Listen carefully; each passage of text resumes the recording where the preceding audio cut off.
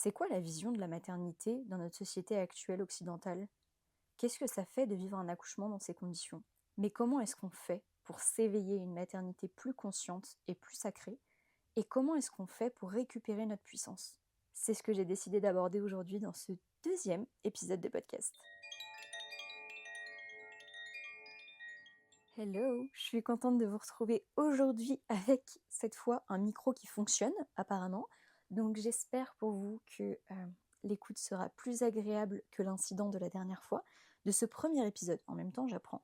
C'était mon premier épisode, donc soyons indulgents avec moi, ok? Mais je vais vous expliquer alors pourquoi j'ai décidé d'enregistrer cet épisode de podcast aujourd'hui. Comme vous le savez probablement, j'ai organisé le dimanche 13 avril un événement qui était appelé Éveil à la maternité sacrée. Donc on a passé 1 heure et demie en live avec plusieurs femmes qui attendaient des bébés, où il y avait 2 femmes en préconception aussi. Donc tout ça pour déconstruire des croyances, des peurs, et pour pouvoir s'éveiller justement à une maternité qui est plus sacrée, plus consciente. Et à l'issue de cet événement, on m'a énormément demandé est-ce qu'il y a un replay? Et on m'avait demandé ça aussi évidemment avant l'événement, et question à laquelle j'ai toujours répondu non, parce que j'ai dit que je préférais largement que cet événement reste de l'ordre de l'intime pour les femmes présentes et qui se déposaient en live sur l'instant. Donc je ne souhaitais vraiment pas que cet événement soit rediffusé pour cette raison. Mais au vu de l'intérêt général pour un replay, eh bien j'ai décidé d'enregistrer cet épisode de podcast. Évidemment, ce ne sera jamais comme cet événement en live, parce qu'il y avait énormément de questions qui arrivaient à l'instant T, il y avait des discussions extrêmement intéressantes. Mais écoutez, je vais reprendre les grands points de cet événement, Éveil à la maternité sacrée. Et écoutez, c'est parti. Donc pour commencer, c'est quoi la vision de la maternité dans notre société actuelle occidentale? Je pourrais vous laisser quelques minutes pour y réfléchir, mais ça risque d'être long pour vous, ça va pas être très drôle. Donc si vous voulez y réfléchir tranquillement de votre côté, mettez pause et écoutez juste après ce que j'ai à dire. Alors, on pourrait y faire un épisode de podcast à part entière, on pourrait même en faire limite une retraite sur plusieurs jours, on pourrait parler que de ce sujet. Ok, c'est vraiment un très vaste sujet. Alors c'est quoi la vision dans notre société actuelle? J'ai envie de dire comme beaucoup de choses, c'est un processus dans lequel nous devons être totalement coupés de nos ressentis, de nos émotions, de ce qu'on traverse de façon vraiment viscérale, charnelle, et on doit continuer une vie totalement normale. Rien que parlons des 3 premiers mois de grossesse. Ces 3 premiers mois, donc le trimestre de l'invisible, comme on aime l'appeler, où la femme doit faire comme si de rien n'était, alors qu'il se passe le plus gros chamboulement de sa vie. Que ce soit le plus gros chamboulement physique, parce que là, il y a une réalité hormonale qui est totalement différente, qui n'a peut-être jamais été connue auparavant. On a un petit être humain, donc notre bébé, qui est en train de se construire entièrement à l'intérieur de notre corps, donc qui demande une mobilisation de toutes nos ressources pour pouvoir créer parfaitement ce nouvel être humain dans toute la complexité que ça signifie. Émotionnellement, c'est un chamboulement immense, que ce soit un bébé qui était attendu depuis des années, ou alors que ce soit un bébé qui est arrivé très rapidement, voire même une surprise. Dans tous les cas, ça reste un chamboulement immense qui implique énormément d'émotions dans tous les sens, et c'est normal en fait, c'est normal. Mais pour vous, il se passe tout ça, donc vous êtes fatigué, vous avez probablement des nausées, même peut-être des vomissements, vous avez une nouvelle réalité physique, hormonale, votre corps qui est en train de totalement changer, et vous avez une nouvelle réalité aussi émotionnelle, psychique, vous imaginez votre vie totalement différemment à partir de maintenant. Il y a énormément de chamboulements qui se font, mais la société vous demande de faire comme si de rien n'était et comme s'il ne se passait absolument rien. Donc continuez à aller au travail, dans les mêmes horaires que d'habitude, la même fonction qu'habituellement, avec la même humeur que d'habitude, avec un grand sourire, et faire comme si de rien n'était, et cacher physiquement, mais émotionnellement surtout, ce que vous vivez. Donc là, je vous ai parlé du premier trimestre, parce que je trouve que c'est hyper parlant, mais en fait, cette condition-là, elle va devoir se répéter et continuer tout le long de votre maternité. Donc la grossesse, actuellement, dans notre société occidentale, c'est vu vraiment comme un projet à risque. Clairement, c'est ça. C'est vu comme un projet à risque qui doit nécessiter une surveillance médicale vraiment très accrue. Et tout ça, ça va vous faire sous-entendre qu'à tout moment, votre corps n'est pas capable. Et aux yeux du système, vous n'êtes pas une femme qui attend un bébé, une femme qui devient mère, une femme qui passe par un rite de passage immense, je dirais le rite de passage le plus puissant, le plus intense et le plus transformateur d'une vie. On ne prend pas en compte ce que vous vivez, on ne prend pas en compte ce que vous ressentez, mais par contre, vous avez une liste de tests, d'examens absolument interminables à faire pour tout contrôler, pour tester la moindre chose et pour être sûr que vous entrez bien dans des cases.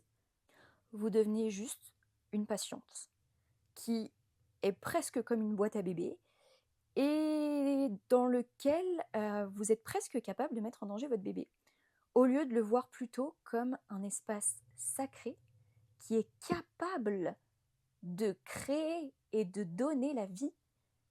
On ne va jamais vous dire que vous êtes capable, que vous pouvez le faire, que c'est vous qui le faites et que c'est incroyable. Non, non, cette puissance-là, elle n'est pas du tout entre vos mains.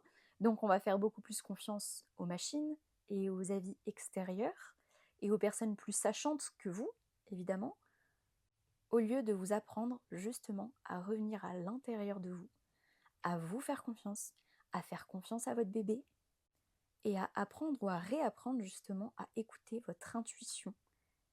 Et je peux vous dire, et je vous promets que c'est vrai, qu'il n'y a aucun spécialiste mieux que vous pour savoir si votre bébé va bien.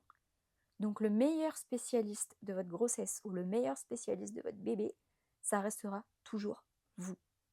Donc faites-vous confiance, vous savez tout au fond de vous. Je ne suis pas du tout en train de dire que les examens médicaux pendant la grossesse ne servent à rien. Attention, pas du tout. Il y a plein d'examens qui sont vraiment nécessaires.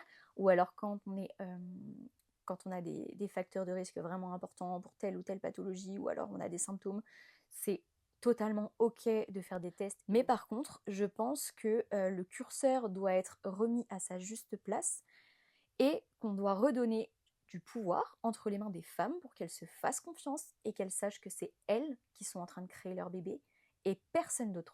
Donc là, on a parlé un petit peu de la grossesse, mais on va dire que la grossesse, même si elle est extrêmement surveillée et que vous êtes à risque d'absolument tout quand vous êtes enceinte et que c'est vu comme un projet extrêmement risqué, là, on arrive au jour de l'accouchement. Et là, attention, même si votre corps a réussi jusqu'à maintenant à faire grandir votre bébé dans des conditions optimales, que votre bébé est en santé, que vous êtes en santé, que tout va bien, là, c'est vraiment vu comme le moment où votre corps va forcément dérailler. Forcément. Là, c'est sûr que quelque chose va aller mal, ok?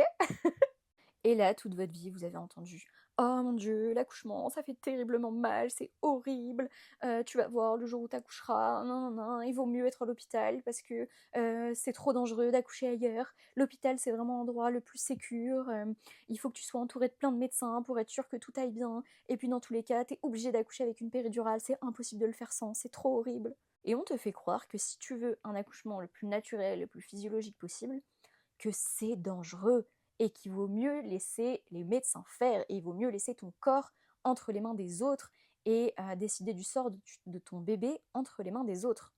Et puis tout ça, ça va se répercuter aussi évidemment en postpartum, et chacun aura un avis bien à lui, à vous donner, et tu devrais faire comme ci, et tu devrais faire comme ça, et moi j'aurais pas fait ci, et moi j'aurais pas fait ça, bla bla bla. On est bien loin de voir la maternité comme un rite de passage extrêmement puissant. On est très très loin de voir la naissance d'un nouvel être humain comme un événement absolument incroyable, divin, sacré, peu importe les mots qu'on peut y mettre derrière. Mais waouh, on a un nouvel être humain qui vient d'être créé, qui vient de traverser sa mère pour être mis au monde. Enfin, c'est quand même la plus belle chose qui puisse exister, on est bien d'accord. Mais tout ça, on ne pose pas du tout de conscience dessus et ça devient un phénomène totalement mécanique. Je pense que c'est le bon mot. Voilà, c'est un phénomène totalement bête et méchant, mécanique, avec tout simplement un ovocyte, un spermatozoïde, ça crée un bébé et il naît. Et voilà, c'est réglé. Et, on voit ça vraiment, oui, comme un processus mécanique qui doit être contrôlé, qui doit être mesuré, qui doit être évalué et surtout qui doit être ajusté. On ne prend pas du tout en compte des dimensions plus grandes, on ne prend pas en compte rien que l'émotionnel n'est pas pris en compte. La vie du bébé est bien loin d'être prise en compte. Le bien-être, rien que le bien-être du bébé est très très loin d'être pris en compte. Et ça se répercute même dans les premiers mois, et voire même dans les premières années de vie d'un bébé, où on pense toujours savoir ce qu'il y a de mieux pour lui, enfin la vie extérieure pense savoir ce qu'il y a de mieux, et en fait on n'écoute pas ses besoins. Voilà, tout simplement. Et c'est à partir de là, dès ce moment-là, où on formate tous les êtres humains à se couper de leurs ressentis et à devenir presque des robots capables d'exécuter des tâches sans, sans s'écouter, en fait, tout simplement. Tout ça, finalement, ça commence là. Donc même si tout ça, c'est dû, je pense que vous le savez, vous l'avez vu, que devenir mère, ça transforme, ça transcende, on devient une autre femme. Déjà rien que la grossesse, ça vient ouvrir énormément de portails, on s'ouvre à plein de dimensions, on est beaucoup plus vulnérable, on est beaucoup plus à même de percevoir des choses, de comprendre des choses. On a comme des petites... comme des tiroirs qui s'ouvrent dans notre cerveau où on a des souvenirs qui reviennent. Enfin, c'est absolument fascinant la grossesse. Et l'accouchement, qui est vraiment ce rite de passage ultime où là, notre bébé nous traverse et vient nous rejoindre dans cette réalité terrestre, où il vient découvrir la gravité, où il découvre l'air dans ses poumons, où il découvre le toucher, la lumière. C'est vraiment, ouais, c'est le plus grand rite de passage, autant pour l'enfant qui naît que pour la mère qui devient mère, que ce soit pour la première fois où elle passe de l'identité de femme ou de femme enceinte à l'identité de mère, mais aussi pour l'enfant qui était in utero, qui avait sa réalité aquatique, avec les mêmes, toujours les mêmes sons rassurants, les mêmes sensations, etc. Et là, il découvre d'un instant à l'autre des sensations, une dimension totalement différente et inconnue. Mais tout ça, on ne le célèbre pas. On ne le célèbre pas parce que c'est normal, parce que c'est mécanique, parce que c'est un processus à risque. Donc en fait, tout le monde a peur et on vous surveille au moindre instant pour être sûr que tout aille bien. Et c'est pas vu comme tel, c'est pas vu comme ce rite de passage aussi grand et aussi puissant qu'il est. Je vous promets qu'après ça, vous ne serez plus jamais la même femme. Plus jamais. Peu importe ce qui se passe, vous ne serez plus jamais la même femme avant et après. Donc c'est un rite de passage qui nécessite vraiment une conscience très fine et vraiment qui puisse percevoir tout ce qui se joue à ce moment-là. Et donc cette femme devient mère dans la solitude, dans un cadre froid, sans savoir qu'elle traverse une initiation sacrée qui est absolument incroyable. Et on l'a vue rentrer enceinte à l'hôpital et on la voit ressortir avec un bébé. Mais en fait, c'est tout, ça s'arrête là. Donc voilà, tout ça, c'est la vision actuelle de la maternité en général. Mais qu'est-ce que ça fait, en fait, tout ça? Et bien, ce que ça fait, c'est que on a plus de 20% de dépression du postpartum. Donc évidemment, les conditions postpartum, la solitude, l'isolement des mères, va jouer favorablement, malheureusement, envers ce pourcentage élevé de dépression du postpartum. Mais, on va pas se mentir, elle prend racine bien avant ça. Elle prend racine très souvent très très jeune, mais évidemment on va prendre très fortement racine pendant la grossesse, où déjà on va être totalement formaté à se couper de ses émotions, de son intuition, de ce qu'on ressent, et bien plus que ça. Mais surtout, le déclenchement, le facteur numéro 1, je suis persuadée que c'est l'accouchement. Parce qu'on a quand même aujourd'hui une femme sur 3 qui est traumatisée de son accouchement, c'est vraiment pas rien. Attendez, je vais faire une pause là-dessus parce que c'est vraiment important. Il y a une femme sur 3 qui est traumatisée par son accouchement. Donc sur 3 femmes, il y en a au moins une qui est traumatisée de son accouchement. Est-ce que c'est normal? Non, c'est pas normal. C'est le rite de passage le plus puissant d'une vie, ça devrait être le moment le plus incroyable de notre vie, malgré tout ce que ça comporte, malgré l'intensité, malgré les douleurs. C'est censé être un rite de passage extrêmement puissant qui nous transforme, qui devrait être vécu dans toute notre puissance, un moment où on doit goûter à notre puissance, et au lieu de ça, c'est transformé en un instant où on se sent dépossédé, où on se sent parfois violé, Et tout ça, ça fait qu'une femme sur 3 est traumatisée de son accouchement. Et là, j'ai plus les stats, mais sur 7 femmes sur 3 qui est traumatisée, il y a un énorme pourcentage qui vit un stress post-traumatique important, qui équivaut au stress post-traumatique des hommes qui revenaient de la guerre. Donc pour vous dire à quel point, parfois, des scènes d'accouchement sont vécues par les femmes comme des scènes de guerre. Et là, ça fait peur. Et après tous ces stats qui font peur, encore une fois, et ben là je vais arriver à une autre stat qui est pas drôle du tout, c'est que la première cause de mortalité maternelle, ça reste le suicide. Et donc ça fait froid dans le dos, encore une fois. Donc on peut reparler de l'isolement des mères, on peut reparler de notre société individualiste où les femmes se retrouvent seules avec leur bébé à longueur de journée. Mais tout ça, encore une fois, je pense que ça prend aussi racine bien avant ça.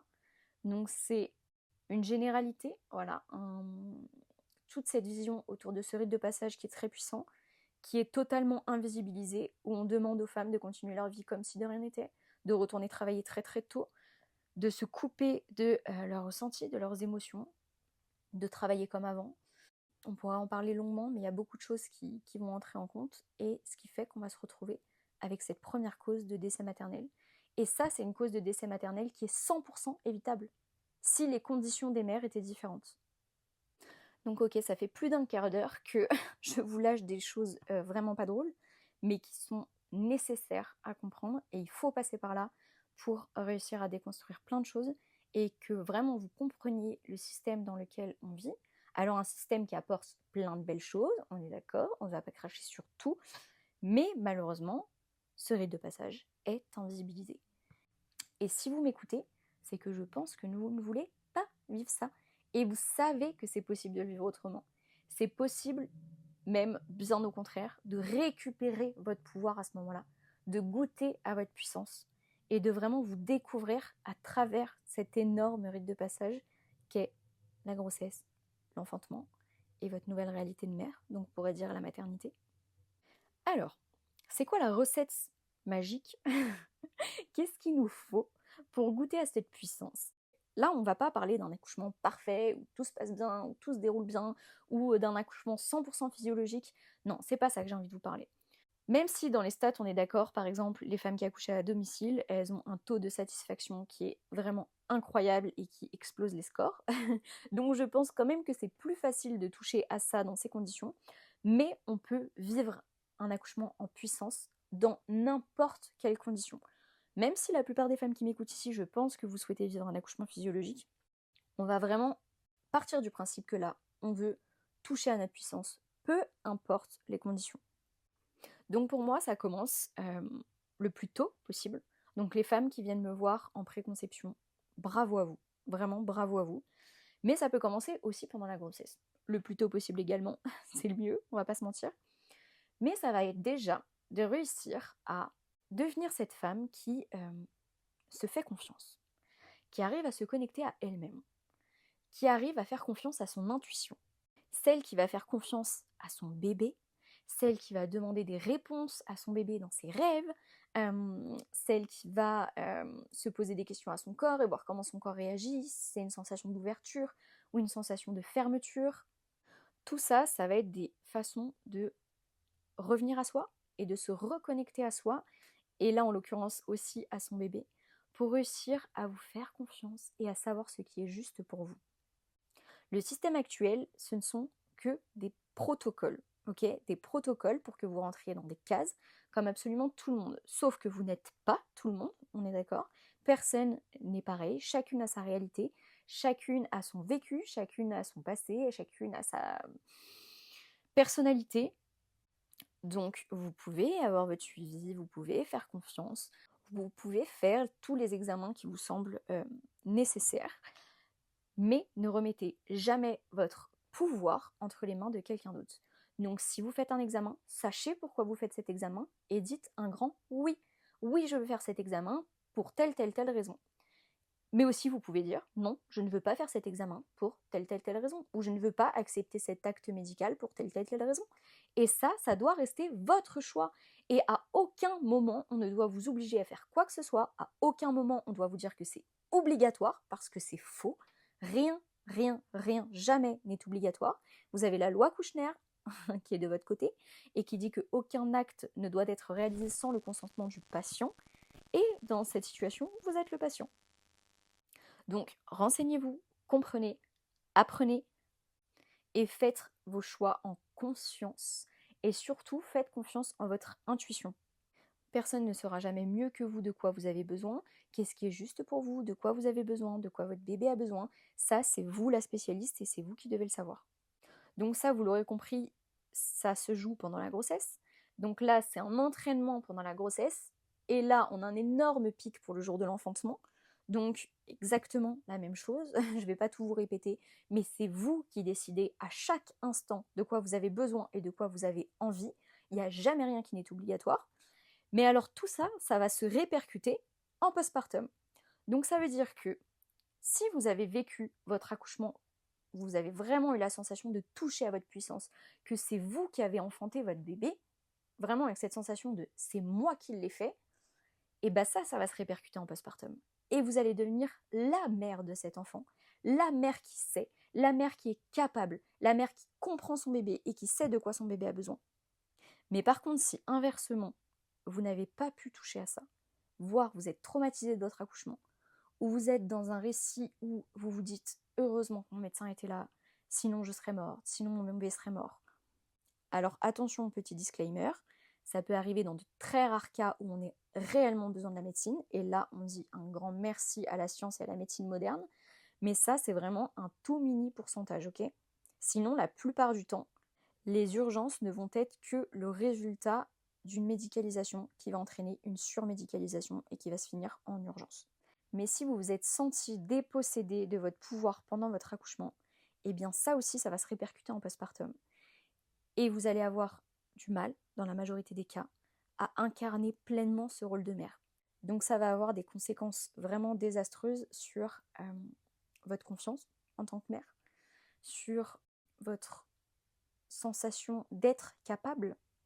Et si vous êtes persuadé que c'est grâce à ce médecin que vous avez réussi à mettre au monde votre bébé et que sans lui, vous n'auriez jamais été capable de le faire, il y a de très fortes chances que vous ne vous sentiez pas vraiment capable d'être la mère de cet enfant.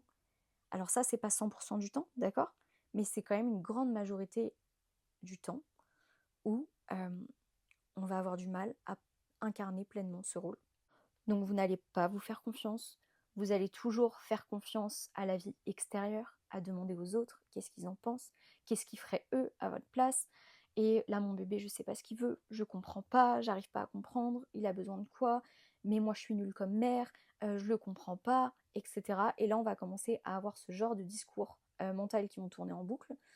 Et il y a de fortes chances que ça se termine en dépression, en fait. Et c'est normal, c'est normal. Mais si on tombe là-dedans, ce qui est désastreux, c'est que si on commence à faire confiance aux avis extérieurs, aux avis d'autrui, que ce soit de nos parents, que ce soit des médecins, de nos amis, de nos voisins, peu importe, vous allez vite, très très vite même, vous rendre compte que chacun aura son avis personnel. Chacun aura son avis bien tranché sur la question. Moi je ferai comme ci, moi je ferai comme ça, moi j'ai fait comme ça avec mes enfants, moi ça a fonctionné comme ça. Mais en fait vous allez vous perdre parce que chacun a un avis bien tranché. Rien que si vous avez déjà accouché en maternité, donc si vous avez fait un séjour en maternité, je pense que, vous me direz ça, j'attends votre petit message, je suis presque prête à parier que vous avez entendu plein d'avis contradictoires. Donc vous avez la première sage-femme qui est venue vous voir en vous disant que vous devriez faire comme ça. Ensuite, vous aviez l'infirmière puéricultrice qui est venue et qui vous a dit que vous devriez plutôt faire comme ça. Ensuite, vous avez eu le pédiatre qui vous a dit que vous devriez faire comme ça. Et à chaque fois, c'est des avis qui sont complètement contradictoires. Mais là, on parle uniquement du monde médical. Mais là, si on commence à prendre un peu plus de hauteur, vous allez avoir l'avis de vos parents, qui ont du coup élevé des enfants dans une génération juste avant. Vous pouvez avoir peut-être l'avis des grands-parents, qui ont élevé des enfants il y a 2 générations en arrière, pardon. Vous allez pouvoir prendre les avis de vos amis, qui ont des éducations, des visions de la vie qui sont très différentes. Et en fait, si vous commencez à écouter les avis de tout le monde, je vous assure que vous allez vous perdre, parce que chacun a des avis totalement différents. La seule chose en laquelle vous pouvez avoir confiance à ce moment-là, eh ben, c'est en vous. C'est en vous. C'est en vos ressentis. C'est en votre capacité. Et c'est en votre bébé. En personne d'autre, vous pouvez avoir confiance. Donc c'est tellement important, si vous m'écoutez maintenant que vous êtes enceinte, vraiment, essayez de retourner à vous. Essayez de trouver le calme à l'intérieur de vous. Essayez d'écouter justement ce que votre corps vous dit, de quoi vous avez envie, de quoi vous avez besoin, qu'est-ce qui vous semble juste. Et ne faites pas les choses par simple obligation, par simple on dit que. Demandez-vous vraiment, qu'est-ce que je veux? Qu'est-ce qui est juste pour moi? Et qu'est-ce que je sens qui est cohérent pour moi, pour mon bébé et pour ma famille? Mais maintenant, qu'est-ce qu'il vous faut pour toucher à ça? De quoi vous avez besoin pour vraiment récupérer ce pouvoir et vous faire confiance pour vraiment traverser ce rite de passage à la grandeur de ce qu'il est? Eh bien moi aujourd'hui, je vous dis que dans les conditions actuelles du système, mais aussi de l'entourage, et dans cette société où on est si seul et où l'accouchement est quelque chose qui appartient au système médical et dans lequel on ne sait rien avant d'y mettre les pieds, je pense qu'on n'a jamais eu autant besoin qu'aujourd'hui d'avoir sa doula pendant cette traversée et pendant ce grand rite de passage. Et je vous propose aujourd'hui de traverser ce grand rite de passage main dans la main avec moi. Ce que je vais vous proposer là, c'est bien plus qu'un accompagnement à la maternité. C'est vraiment un voyage sacré pour toutes les femmes qui veulent vivre leur grossesse en conscience, vraiment, qui veulent absolument toucher à leur puissance pendant leur accouchement avec tout ce que ça va leur apporter et qui veulent vraiment vivre un postpartum doux où elles se sentent épaulées, où elles ne se sentent jamais seules. C'est pour reconnecter à son intuition, c'est pour guérir les mémoires transgénérationnelles. Dans ce grand rite de passage, je lis la science, les rituels, la spiritualité et l'expérience du terrain. Après plusieurs accouchements à domicile accompagnés, après avoir moi-même enfanté en maternité, moi-même enfanté à domicile, en ayant accompagné une centaine de femmes à vraiment se réapproprier son pouvoir. Donc dans le rite de passage, on ne vient pas juste chercher des conseils auprès d'une doula, même si je vais servir à ça aussi, bien évidemment, mais vous venez vraiment pour renaître profondément, pour renaître sous cette nouvelle identité et vraiment devenir cette nouvelle femme connectée, intuitive, qui sait ce dont son bébé a besoin, qui sait ce dont elle a besoin. Et tout ça, je vous assure que ça vous permettra de vivre une maternité beaucoup plus douce, beaucoup plus sereine, beaucoup plus consciente. Vous aurez probablement une expérience d'accouchement beaucoup plus positive, où vraiment vous aurez pu toucher à cette puissance et où vous voudrez revivre ce moment toute votre vie. Mais aussi, tout ça, ça va vous permettre évidemment de vivre un postpartum qui sera beaucoup plus doux, beaucoup plus honoré, etc. Mais aussi, ça va se répercuter sur le reste de votre vie et sur la mère que vous allez devenir pour votre enfant. Donc c'est vraiment un pas que vous faites pour vous, pour votre bien-être, pour votre évolution, pour la femme que vous devenez, mais c'est aussi un cadeau immense pour votre enfant, pour la mère que vous devenez. Est-ce que vous serez capable d'être pour lui, d'incarner pour lui, et qu'est-ce que vous allez être capable de lui transmettre? Et ça, c'est vraiment beau. Dans le rite de passage, on prévoit 4 rendez-vous pendant la grossesse. Donc là où on va pouvoir travailler tout ce qu'on a dit. C'est vraiment passionnant tout ce que j'ai prévu. On va pouvoir faire une prépa complète à l'enfantement physiologique, bien évidemment, mon domaine d'expertise, on ne pourra pas passer à côté. On prévoit 2 rendez-vous aussi en postpartum, donc un assez proche de l'enfantement, puis un autre quand vous le souhaitez. On viendra faire une fermeture de vortex aussi, donc un rituel qui est vraiment très très beau avec une méditation. Mais je vous propose aussi d'avoir mon numéro de téléphone pendant votre période probable d'enfantement et on pourra échanger le jour de votre enfantement. Je pourrai être là pour vous, même à distance, bien évidemment. Donc dans l'idée, vous serez 100% prête parce qu'on aura pu tout mettre en place avant, tout comprendre avant. Mais évidemment, si vous avez un coup de mou pendant votre enfantement, vous pouvez m'appeler.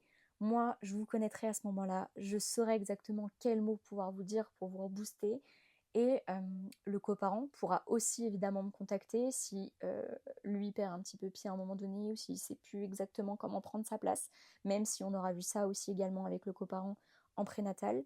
Mais je pense que c'est vraiment une ressource indispensable que d'avoir sa doula qui peut se rendre disponible pendant l'accouchement.